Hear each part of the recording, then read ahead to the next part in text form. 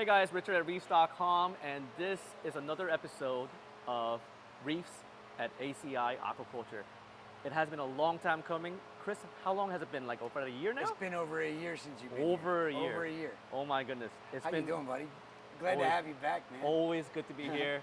I am so thrilled, and there's so many changes into this farm ever since last I was here. What am I looking in front of me here? Well, the last time you were here, this was probably just put in. Right, you guys are just coating it. Yep. We had all of this, which has grown exponentially, was over here. Uh-huh. And this is our Euphilia farm. Okay. This is where we've taken almost every color morph of torch that we can find. Yeah. Every color morph of Fimbriphila paradivisa, para-ancora, Euphilia cristata, Euphilia glabrescens, and we put them into here, and we have grown them all from a single polyp, multiple single polyps, out into colonies. And we actually just now, I don't know, was it 2 weeks ago, we just finally launched our first farmed Euphilias. Fimbriphila para-ancora, we're in the process of figuring out whether we've got new species as well. Really? Because they're so different than each other in their growth, in their skeletal structure, in their polyp shape and color. And we're now working with labs to do cross sections of the skeletons, and we definitely see distinct differences between 3 different ones that we're growing. Right. And I knew it right from the get-go that they were different because they just don't look like a para-ancora. And I can't wait now to work with other institutions that will actually be working on the genealogy of it. Right. To break them down even farther to find out whether they are truly a different species. We got the reefs they were collected on. So there's a lot of not just farming going on, just learning more about what we actually have going on. Right. And identifying now. Identifying them down to what they really are. And wow, that's I would exciting, love man. to be able to put my name on a new species. Isn't that wild? Well, you know? I promised Jake a long time ago that I was going to name the first species that we were naming after him. So the actual princess hammer will be named, if it turns out to be a new species, it will be named the Para-Jake Adams eye. You said that one's a king, right? That's the king. Okay. Oh it's my God, that's like prince, yeah. princess, king, queen, and all the way over there is the Lord, which is a purple tip, green stem, purple splatter in the stem. This is, oh my God, that just is so vibrant. My God. Actually, no, right there. That whole row over there, that's the Lord. The skeletal structure of these things is so different from each one. That's another way I think that we're onto something about it being a different species, because the conditions really aren't any different. Right. But that doesn't always mean we're going to have a different species. You know, this, like the Prince of Darkness. Now, I'll bring up this colony here, and you can see roughly how thick the skeleton is, and that's where the original one was glued down. Yeah. And you can see how thick the coral branches are. They're like the size of like an index finger. Yes. Something like that. And then you got one like this guy right here, and the branches are half the size. They're like pinky size. They're like pinky size thickness. So when you break it all down, I mean, they have to be different species. They've been growing about the same, and you know, the skeletal size is not even as big as my pinky nail when you break it all down. But that's bubble. Wow, geez. Tell me how to get rid of that stuff for good. I mean, you can't get rid of that crap. But anyhow, so we have so many different. What about the king? The king, that one there is it much thicker?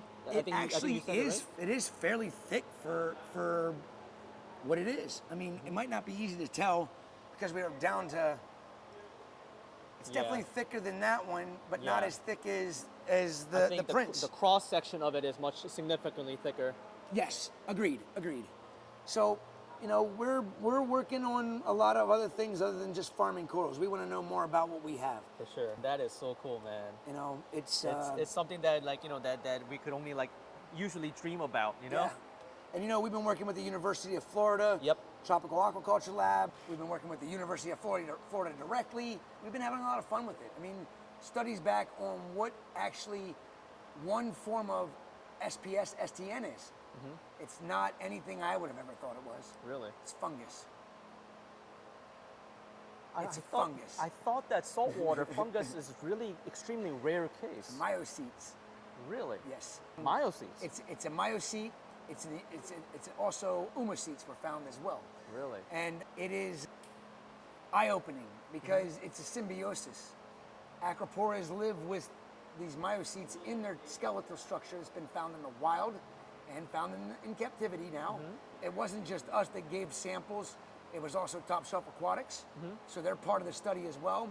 And it basically destroys the skeleton of the coral if it becomes pathogenic. It's like a symbiosis. Meaning pathogenic, meaning what? Like how does it become pathogenic? If the coral gets stressed and can't, resist the it, I guess? symbiosis isn't working normally, then the oomocete or the myocete can take over and cause the skeletal structure of the acropora to become very brittle, and it causes STN. And the only way to get rid of it is to have something decent size and break the tip off, glue it down, and pray that it's not in there as well. Wow. That's the only way to get rid of it, or make sure your parameters and no stress factors come on board, and the coral can live in symbiosis with it for its entire life. So like our usual ways of I guess saving a little piece for the future just in case Is the only way. So we've been somewhat right what we've been doing so far. Somewhat. We're all trying. Right, we're right. doing the right thing, but we don't know what we're doing. And that's the thing about what we're doing is, as hobbyists, we get a chance to experiment because we don't have all this protocols we have to go through. Right. And people, unfortunately, that can be a bad thing, but it can also be a good thing. The bad thing is people throw around, antibiotics, and it's not a good idea.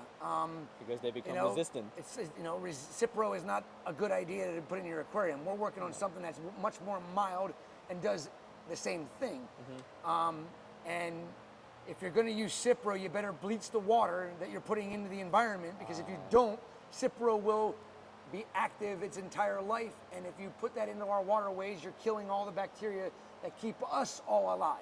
And I think that we don't even know what we've done to the earth already with all the antibiotics that we dump into the ocean, and we're going to find out within the next 10 to 15 years our repercussions of killing off the microfauna that keeps us alive.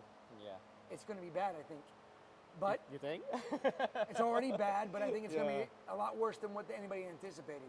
Right. I'm not an advocate for using antibiotics if you don't know what you're doing. We use an antibiotic in here that we've been working with for the last 2 years with Julian Sprung, and the great thing about that antibiotic is so mild. It's 20 times less potent than Cipro, but does the same things that Cipro do, and it gets broken down by full spectrum lighting. Really? So when you're done with that dip, if you dump it into the environment, as soon as the sun starts smacking it every day, like UV it breaks it apart. it. Is it UV?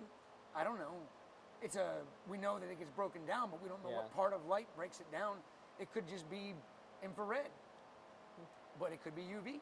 Yeah. It could be everything in between. I don't know. I just assumed UV because usually like in ozone and stuff like that, gases and stuff Agreed. will get Agreed. dissipated by UV. Agreed. I Yeah. mean, that's the theory, but again, it's theory. It's not fact. Right. And we just know that full spectrum light breaks it down. So your LEDs won't break it down.